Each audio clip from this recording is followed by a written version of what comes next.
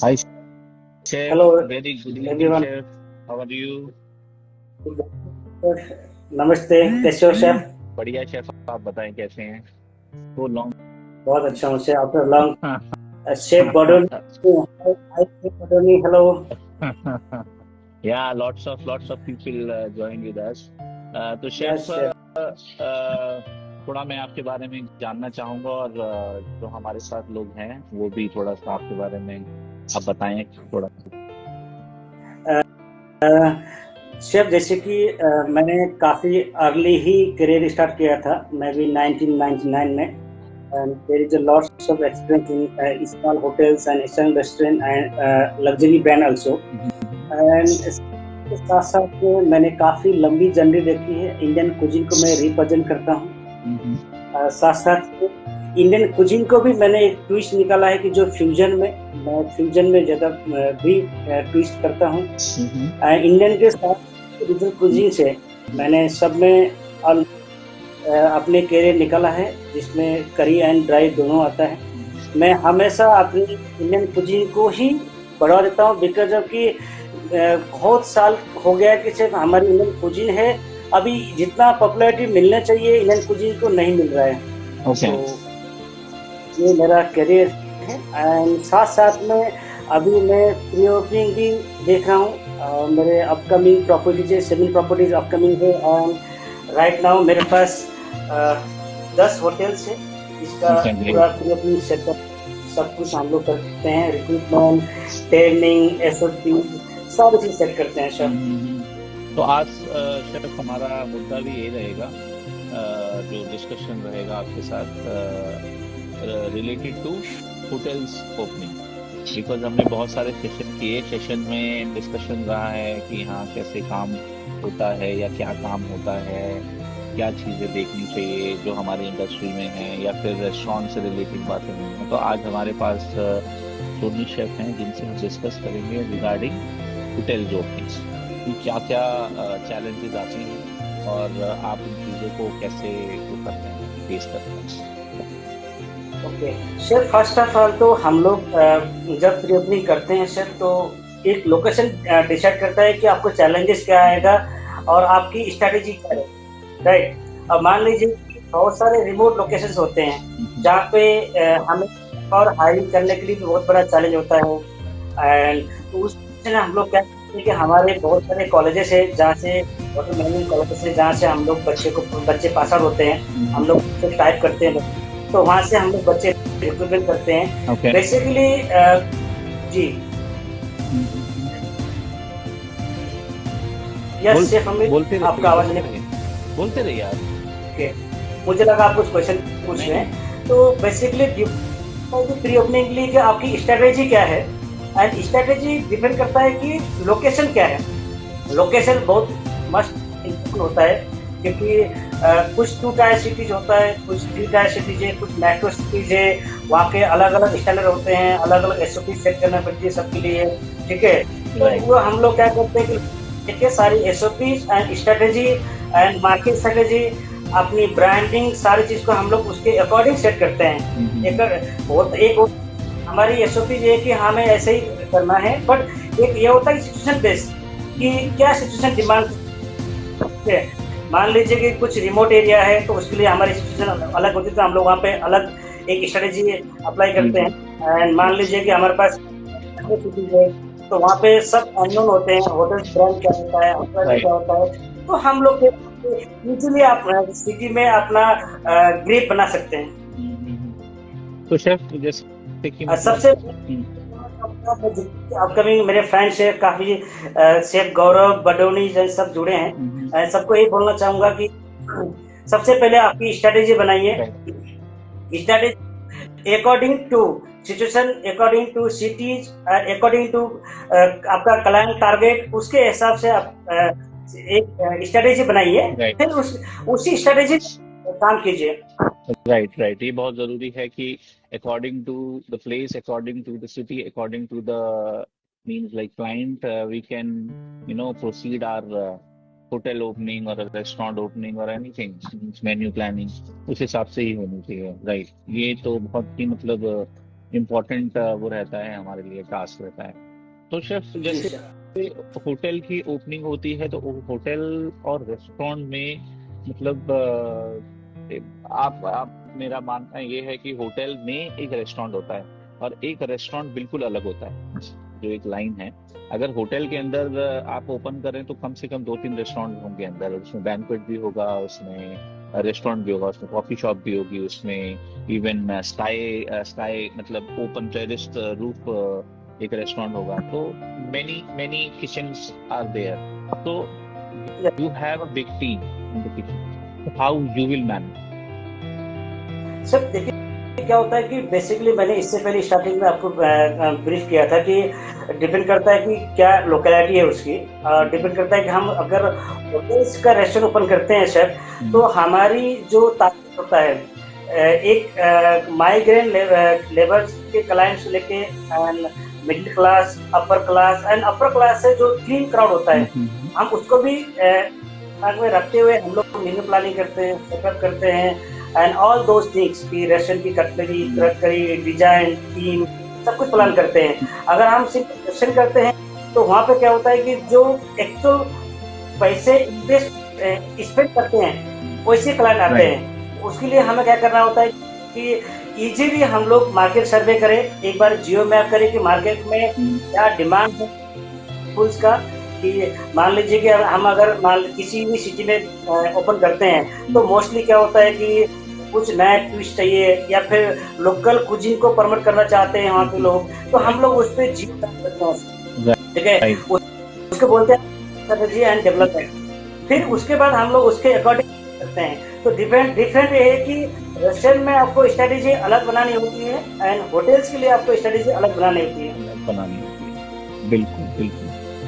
तो उसमें स्टाफ के लिए हायरिंग मतलब टीम बड़ी होती है, राइट? तो उसमें ऐसा नहीं है Yes, sir. हाँ भाई बेसिकली हर रेस्टोरेंट की टीम अलग बात होती बड़ा होता है। रहती है। ओके, तो आप हायरिंग किस तरीके से करते हैं, मतलब हायरिंग का मतलब क्या प्रोसीजर है? शेफ हायरिंग का बेस ये होता है शेफ कि और होटल्स में, जैसे होटल्स बोलते ही होटल के अंदर भी एक स्पेसिफिक डिपार्टमेंट होता है, जैसे कि account, front office, back office and फिर प्रोडक्ट, एफएम। तो सबके जो रिक्रूटमेंट हायरिंग है वो डिफरेंट तरीका से होता है शेफ। एंड सबके रोल्स एंड सबके एंड सबके इंटरव्यू, हमारे जो सबके क्यारेज है, सबके ड्यूटी, सबके रिस्पॉन्सिबिलिटी हमने फिक्स किया हुआ है कि किस डेजिग्नेशन के लिए हमें किस क्वालिफिकेशन की जरूरत है एंड कि क्या क्या चीजें चाहिए, नॉलेज चाहिए या फिर टेक्निकल साउंड चाहिए, सब चीजें हम लोग डिसाइड करते हैं शेफ। तो होटल्स में शेफ ये रहता है कि होटल एचआर डिपार्टमेंट होता है और रिक्रूटमेंट एचआर डिपार्टमेंट के थ्रू होती है, और कई रेस्टोरेंट्स होते हैं, रेस्टोरेंट्स में एचआर डिपार्टमेंट ना होके रिक्रूटमेंट जो होती है वो शेफ के थ्रू होती है। तो मतलब आप इस चीज़ में क्या सोचते हैं कि रिक्रूटमेंट जो होनी चाहिए वो अकॉर्डिंग टू मतलब एचआर होनी चाहिए या अकॉर्डिंग टू शेफ होनी चाहिए, पर किचन होनी चाहिए? सिर्फ मैं तो रिक्वेस्ट ये करूंगा, एचआर के थ्रू लीड जनरेट होने चाहिए, बिकॉज ऑफ जो पर्टिकुलर स्पेसिफिक डिपार्टमेंट है। मान लीजिए हमें प्रोडक्शन के लिए किसी शेफ को हायर कर रहा है, जितना टेक्निकल साउंड को एज अ शेफ समझ सकता है, मैं भी शायद आई थॉट कि एचआर ज्यादा नहीं समझ सकती है, मेरा ऑब्जर्वेशन है, तो अदरवाइज कोई नॉलेज। एक्चुअल जितने टेक्निकल साउंड शेफ समझ सकता है उतना एचआर एंड मैनेजर नहीं समझ सकता है। बेसिकली हम जाए तो फ्रंट ऑफिस, अगर फ्रंट ऑफिस में जाए, जितना फ्रंट ऑफिस से बैकग्राउंड से जो हमारे फ्रंट ऑफिस मैनेजर्स होते हैं या फिर डायरेक्टर ऑपरेशन होते हैं, वो जितने टेक्निकल साउंड को एनालाइज कर सकते हैं, एज्यूम कर सकते हैं, उतना मैं भी शायद एचआर नहीं कर सकता। एचआर के थ्रू लीड जनरेट होना चाहिए एंड जो रिक्रूटमेंट फाइनेंशियल है वो स्पेसिफिक जो डिपार्टमेंट है उसके थ्रू होना चाहिए। I would suggest. Right, you are absolutely right. Okay, तो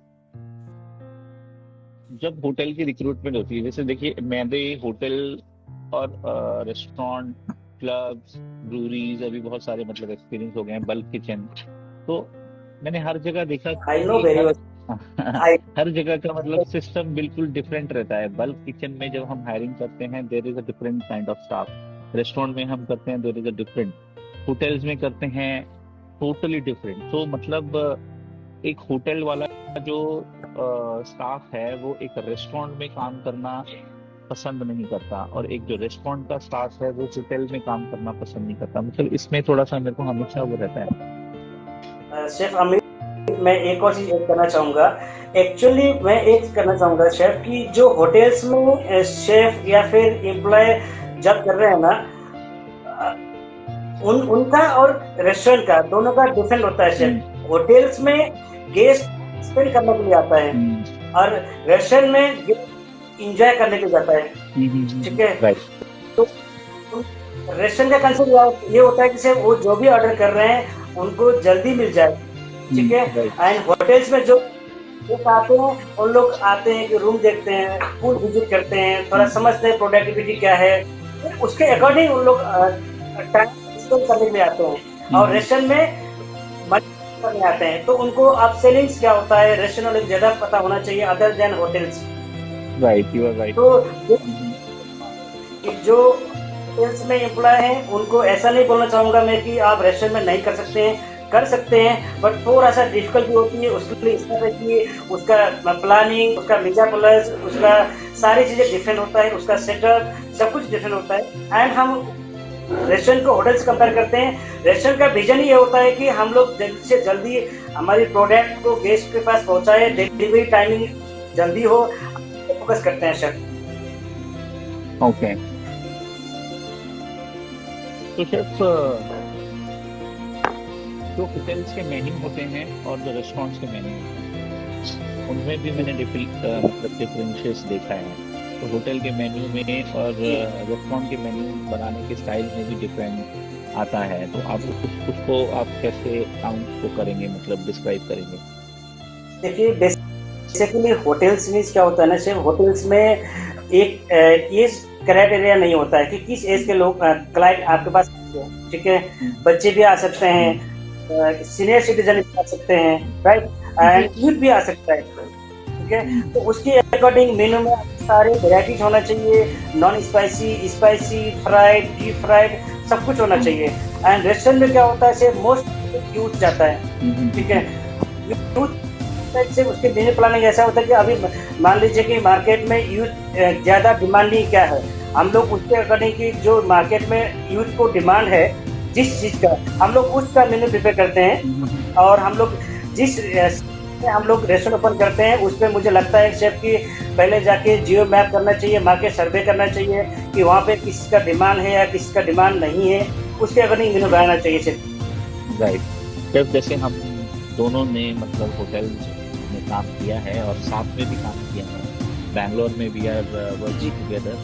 तो जी जो मतलब मेरे एक्सपीरियंस में मेरे को ऐसा लगा कि जो होटल में काम करने का एटमॉस्फेयर रहता है और जो जी रेस्टोरेंट लाइन में या फिर बल्क किचन में या फिर डिफरेंट क्लब्स या पब्स या ब्रूरीज में जो रहता है, तो दैट इज जी, टोटली डिफरेंट। उसमें मतलब यस सर, कोई आई नो, एग्री विद। जी, जी। जी बोलिए सर, बोलिए, एग्री हूँ शेफ, मैं I agree with you chef. Hmm, तो उसमें उसमें जो मुझे ऐसा लगा कि हाँ, हम होटल में एक कॉरपोरेट मेन्यू के साथ चलते हैं। उसमें हम अगर हम नया कुछ करना चाहें, इम्प्लीमेंटेशन करना चाहें, तो we want lots of approvals from our corporate. And in the जी रेस्टोरेंट और the club area that you are the one who can create a menu, who can train make a recipes for the your team, means जो भी disciplinary होती है kitchen में, SOPs होती हैं, that is belongs to you only. तो जी corporate का मतलब बहुत ही मतलब कॉर्पोरेट नाम का वो मेरे को रेस्टोरेंट लाइन में वो चीज दिखी नहीं है, जबकि मैं एज अ कॉर्पोरेट शेफ भी रहा हूँ कंपनी में 5 इयर्स के लिए। तो वहां पर भी मैंने होटल्स में सीखा वो चीजों को इम्प्लीमेंट किया। बट फिर भी कहीं ना कहीं ये चीज रहती है कि वो कॉरपोरेट जो सेक्टर है वो सिर्फ होटल्स में ही परफेक्शन आता है, होटल्स या फिर बड़ी कंपनीज में। Yes sir. यस सर, मैंने जैसे कि इससे पहले ब्रीफ किया शेफ कि होटल के क्लाइंट क्या होते हैं ना, एक एग्जैक्टली शेफ कि हमें बच्चे को भी लेके ध्यान रखना होता है, हमें कपड़े गेस्ट को भी ध्यान रखना होता है, हमें कॉन्फ्रेंस को भी ध्यान रखना होता है, सीनियर सिटीजन को भी कवर करना होता है। रेस्टोरेंट में क्या होता है शेफ, मोस्ट प्रोबेबली आप ये देखेंगे तो एक एज क्राइटेरिया 18 से लेके आप 40 प्लस तक पीपल्स एंजॉय करने के लिए आते हैं। तो उनका जो डिमांडिंग होता है, उनका जो चॉइस होता है वो डिफरेंट होता है सर। तो उसके अकॉर्डिंग हमें मेन्यू प्रिपेयर करना चाहिए सर। तो आप अभी अभी अभी होटल इंडस्ट्री में हैं, तो आप अभी अपना फ्यूचर और जो अपना और आने वाला, अभी क्योंकि होटल इंडस्ट्री में हम शेफ लोग कभी रिटायर तो होते नहीं, हमारा हमेशा हर दिन एक नया दिन होता है, नई नई चीज़ें होती हैं, सब कुछ नया होता है। तो आप अपने आप को मतलब कहाँ आप कर रखते हैं कि अभी आप होटल में ही कंटिन्यू करेंगे, या फिर if you got a good opportunity to work with some other company with some other brand, restaurant, clubs, so you want to move? Basically अभी right now I am working in hotels, right.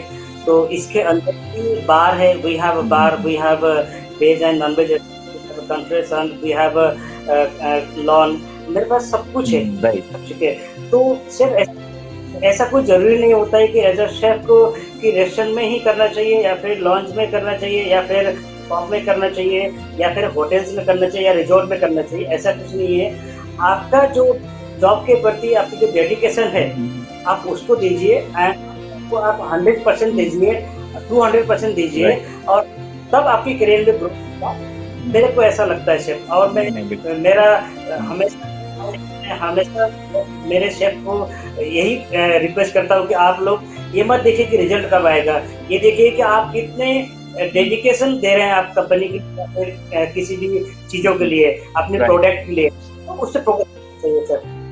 Right right.